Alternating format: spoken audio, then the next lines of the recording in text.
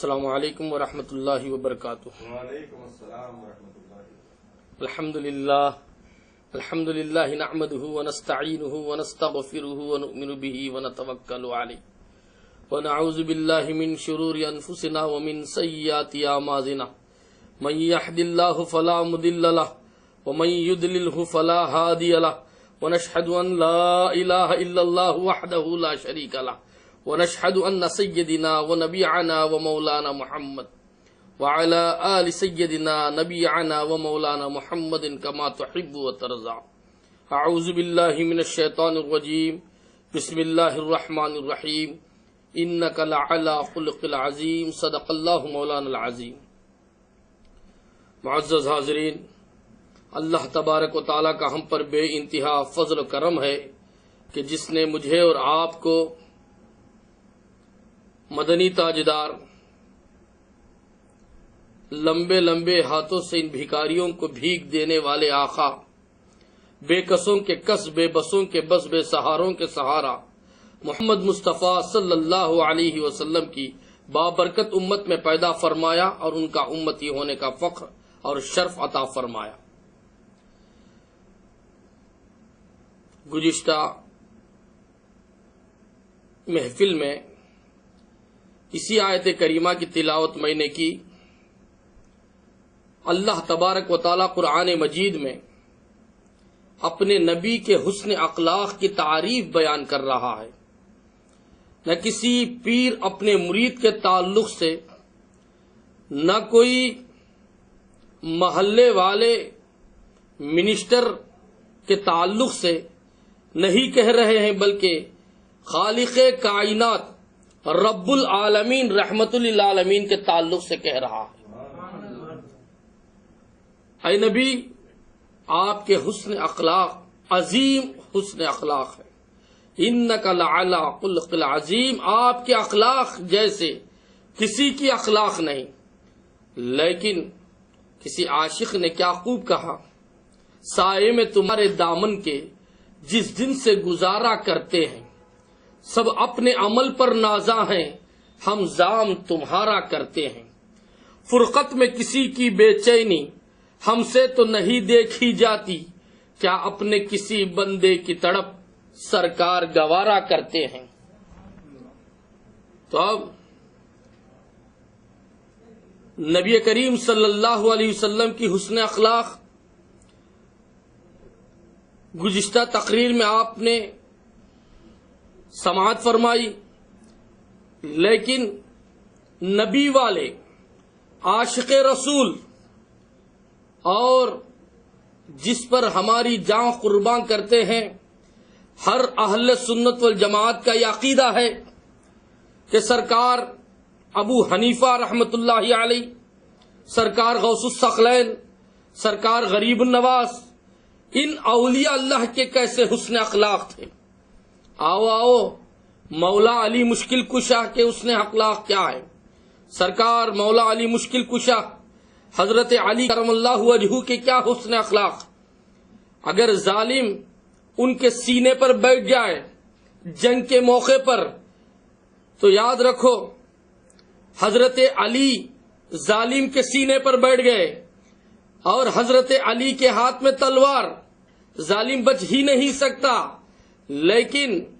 مومن نہیں تھا، اللہ کا کلمہ پڑھنے والا نہیں تھا، توحید کے نعرے لگانے والا نہیں تھا، نبی کا دم بھرنے والا نہیں تھا،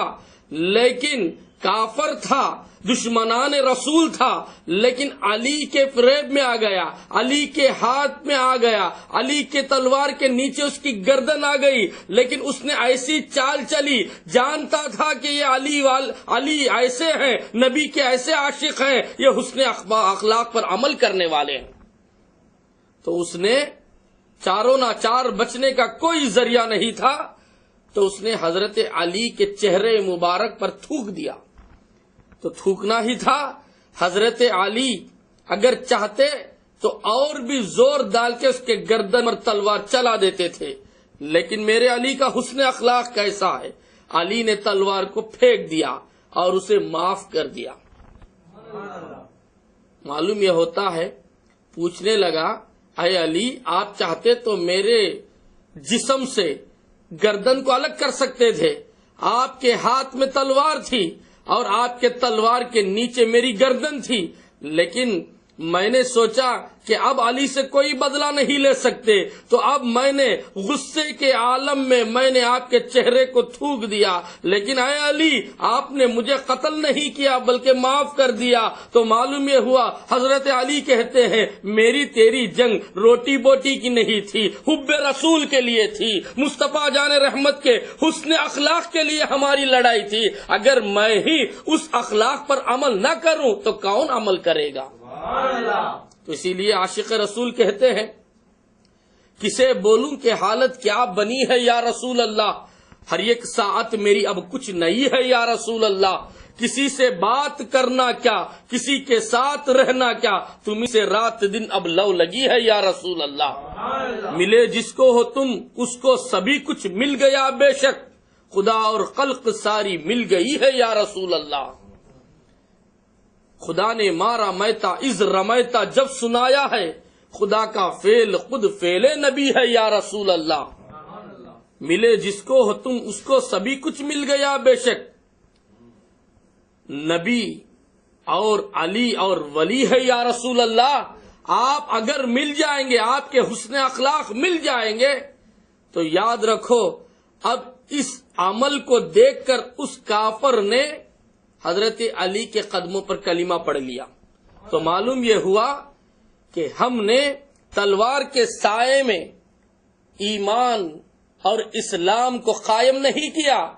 بلکہ نبی کی محبت میں، نبی کے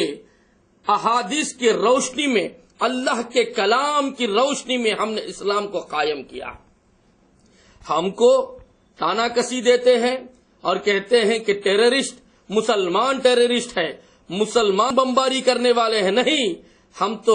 دلوں پر ایسی بمباری کیے ہیں جس کی وجہ سے، حسن اخلاق کی وجہ سے حضرت علی کے قدموں پر گر کر کلمہ پڑھ لیا۔ آؤ امام ابو حنیفہ یہ ایک ظالم نے حضرت امام ابو حنیفہ کے چہرے مبارک پر یہ چھاپڑ لگا دیا، تو حضرت امام ابو حنیفہ اس ظالم کو ہاتھ پکڑ کر کہتے ہیں ابھی تجھے عدالت میں لے کر جاؤں، ابھی تیرا فیصلہ میں سنا سکتا ہوں، سزا لے کر دلوا سکتا ہوں، میں چاہوں تو تجھے جیل کے سلاخوں میں بھیج سکتا ہوں، لیکن میں تجھے ایسا نہیں کروں گا، بلکہ تجھے کیا کروں گا، اس کے بدلے میں، اس احسان کے بدلے میں تو نے مجھے تھاپڑ لگا کر یہ بتا دیا کہ مجھے صبر کا موقع عطا کر دیا، میں تجھے معاف کر دوں گا۔ صرف معاف ہی نہیں کیا امام ابو حنیفہ نے، کہتے ہیں کہ اللہ تبارک و تعالی مجھ سے پوچھے گا اے ابو حنیفہ تجھ کو میری رحمت نے معاف تو کر دیا، اگر تو کسی کو جنت میں لے کر جانا چاہتا ہے تو میں تجھے لے کر جاؤں گا جنت میں۔ تو آؤ حضرت سرکار پیران پیر روشن ضمیر غوث الثقلین کے گھر چوری کی نیت سے چور گھس گیا، دیکھنے لگا کہ اللہ والوں کے پاس کیا رہتا ہے۔ یاد رکھو دولت مند اپنے گھر میں کوئی مال نہیں رکھتا، اس لیے کہ دولت مند اپنے گھر میں مال نہیں رکھتا بلکہ کارڈ کو رکھتا ہے، بینک کے کارڈ کو رکھتا ہے، جب چاہے گھسے پیسہ نکال لے،